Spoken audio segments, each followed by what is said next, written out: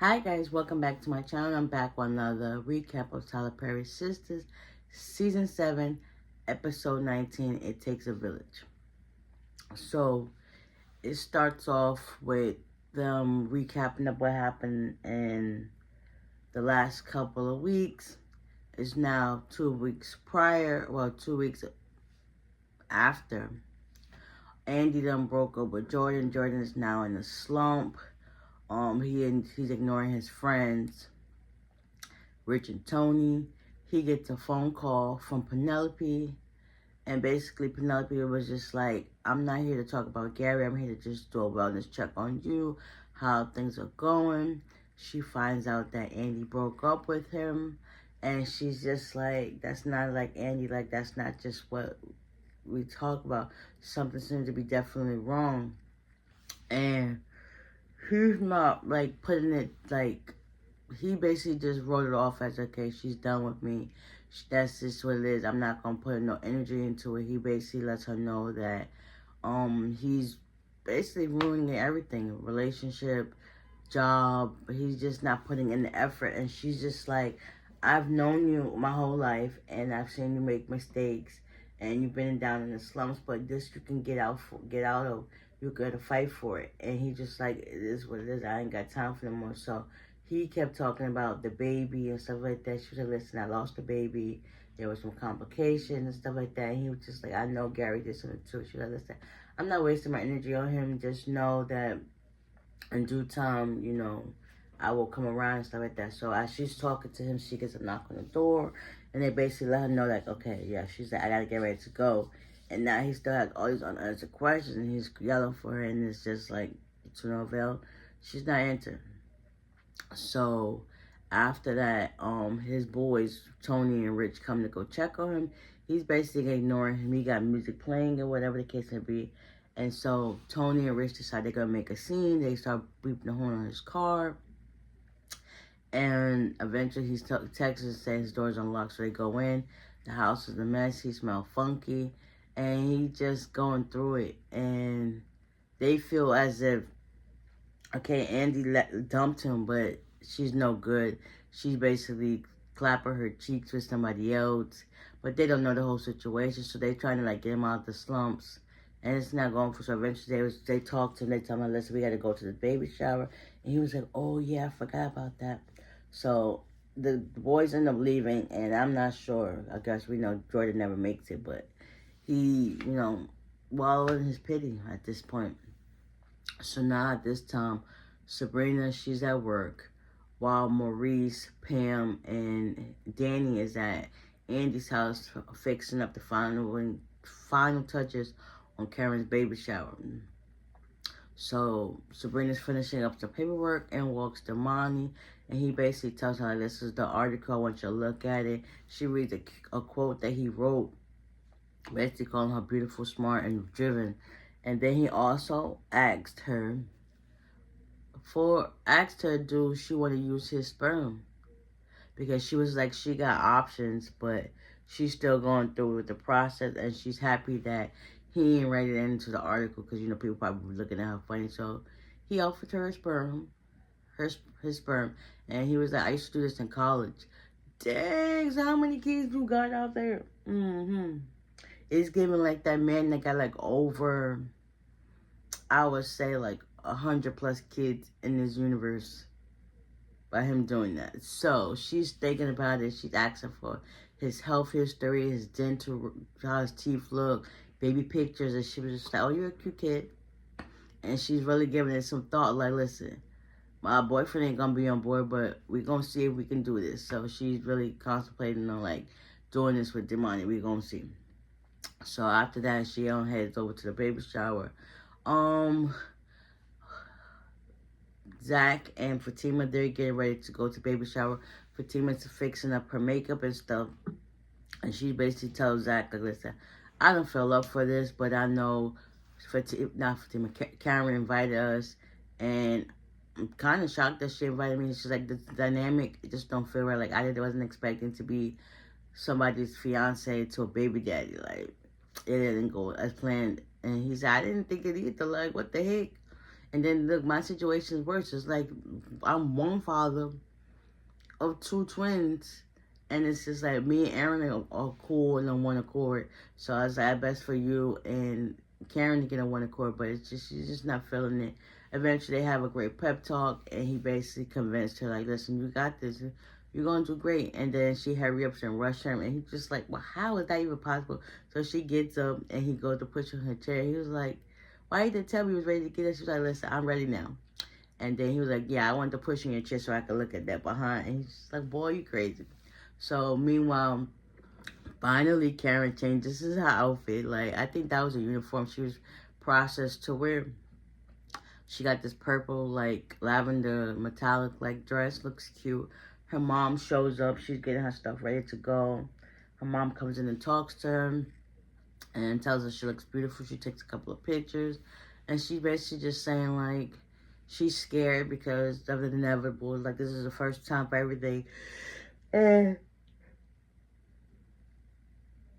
her mom was just basically telling her, listen, just enjoy the moment. Like, I wish I had all these hands-on deck things with you, but I didn't. But look how things turned out. So I'm grateful that, you know, everything is going in your favor. And she was like, yeah, that's cool. And eventually they head to the baby shower. Andi, she's literally going through. She's like so spaced out. It's crazy. Hayden and Andi are at work when Miss Marie shows up, and they basically telling her, like, Miss Marie's basically pushing them to do what they gotta do, but Andi's so spacehead that she's basically tanking what they really worked on. So she was like, listen, please don't tell me y'all waste my time. Hayden found out that there's another offshore account, but with one of the mistress that he been seeing at her husband's job, and she was like, wow, that's cool, nice catch. And then she was like, Andi, I know you've been going through a lot, but it's like, I know you're a better attorney than Hayden, no offense, but it is what it is. Like, make sure you get this stuff right, because I need you to be 3 steps ahead of me instead of behind. And then eventually Andi was like, yeah, I've been so distracted lately, but I got a baby shower to get to, and she didn't believe it. So Hayden ended up staying behind, and she was like, where are you going? Basically, to go find out some proof that the husband been cheating. And she was like, meet me in your office right now. Next thing you know, things go down, whatever the case may be. Hayden heads home. Tamara's there to kiss him. She starts giving him a few kisses. Next thing you know, she was like, what's this in my mouth? And she was like, this came from you. Kind of find out. Hayden been going down on Miss Marie, and a couple of gray hairs then came into Tamara's mouth. So basically, Hayden told her, like, listen, you don't have the right to question me. So once you tell me what's going on in your phone, then you can question me in my whereabouts. Like, it's about to go down. Like, that's not good at all. Everybody finally arrives at the baby shower. Tony and Rich are talking to Zach. Danny is basically talking to Fatima. And Danny actually acts like she's genuine. She was like, Fatima, how are you? How are you holding up? And Fatima tells her what's the deal and stuff like that. And everything seems to be going good. Next thing you know, what else happened? Oh, Sabrina and Pam hosted their speech, and there was just like, why is Pam going to show her roots to riches, rags to riches, whatever, roots to riches, whatever? Her daggone Dracula Brandon at a baby shower, like, and Marie was like, it's giving you're sponsoring. She was like, well, it kind of is, but like, girl, everybody needs to know that, like, stop putting your business out there like it's supposed to be for a joyous occasion. Everybody don't really care about your business right about now. It's time for something else. So everybody's having fun, enjoying each other. They start playing games. Maurice is good at the guessing games. He got 5 out of 5 right. Him and his little over the top self basically just be throwing the vibe off, but it was cool. Eventually, Karen does show. She basically gives her well regards to everybody. She also asks Danny and Sabrina to be her godmothers to the children. Andy's gonna be a great aunt. Fatima, she even said some nice words too. It's gonna be a great bonus mom because you see the way she do with Michael and stuff like that. So she's grateful for that. And basically, it takes a village. Trust me.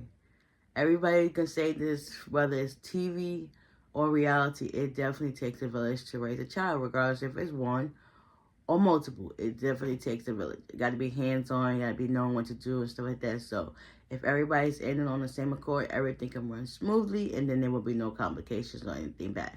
So come to find out, both Zach and Aaron found out they're both girl dads. I know Fatima felt some type of way, but it's just like it is with the situation, and things going like that. So the party dies down, and it's now time to clean up. Aaron went back to work. Karen and her mom hug and embrace, and they start putting dishes in the sink. And her mom says she has to go, and then Karen gets ready to go, and then next you know, Fatima comes and talks up to her, and then just like, well, how's Andi? Like, she's been like so out of it right now. Something definitely seems to be up, and Fatima was like, you should talk to her. Next thing you know, Andi comes in and greets them, gives them a hug or whatever the case may be. Oh yeah, I forgot this part where Andi does finally show up to her place. Tony and Rich gave her like the cold shoulder, like, yeah, But when y'all in her house, y'all can get the heck out. But anyways, that didn't bother her. She went to go to the bathroom, part of her nose or whatever the case may be. Next you know, Andi gets in. She was like, listen, I gotta get ready to go back to work. Before she couldn't do so, guess who walks in when she went to the elevator? Gary. And he basically like told her like, And she, sometimes Andi acts like she's a scared child. You're a grown adult. Like, put this man in his place. Regardless of how the things may be, stand your ground. Like, what the heck? That's just giving you more ammunition to take this man down, but you acted so scared and timid. Like, grow a backbone. You say you so hard and you just, like, where's it at, though? Like, why somebody always gotta save your battles because you put yourself in these situations and you're scared to speak up for yourself? Like, make it make sense. So eventually, at this time, everybody didn't see us coming. So we got Fatima, Zach, Tony, Karen, Danny, Sabrina, Andi, Maurice. Everybody standing around by the door, and they're just like, "What the heck are you here for?" Karen gives him a mouthful, and he basically tells her like, I'm here because y'all gonna be at my wedding. And then so Fatima was like, so what low down, low grade tricks, when did you into marrying you? And next thing you know, he grabs Andi's arm, and she looks so scared and frightened. It's like, crazy girl, grow a backbone. Everybody's on his behind. Tony even stands up, or Rich stands up to him. Zach stands up to him. And it was just like, you haven't told anybody, so what the heck is really going on? And yeah, this is going to be crazy next couple of episodes. I swear, and it's not going to end well. Hopefully, you know, Penelope comes out of hiding. Jordan gets to his senses and realizes, like, what the heck is really going on. So, yeah, that's next week's episode. Jordan, like, listen, like, you really broke up with me to marry him. But listen, y'all not knowing the whole details of everything. Like, Andi, speak up. You have a mouth for a reason. Tell them people what's really going on, and they can probably find some way to help you. By you being so closed off and keeping everything to yourself, it's just making the situation worse, and then everybody start looking at you different. Like, they think you're lying about things, and you just not being truthful. Like, do what you do best. You're a lawyer. You're supposed to find these things out, tell the truth. At this case, you acting like a scared, timid girl, and anybody got time for that, so they're starting to look at you different. Like, girl, you probably planned this all along. This is what you wanted, and it's like, that's not the case. But anyways, I hope you guys enjoyed this recap, and I will see y'all in the next one. Bye.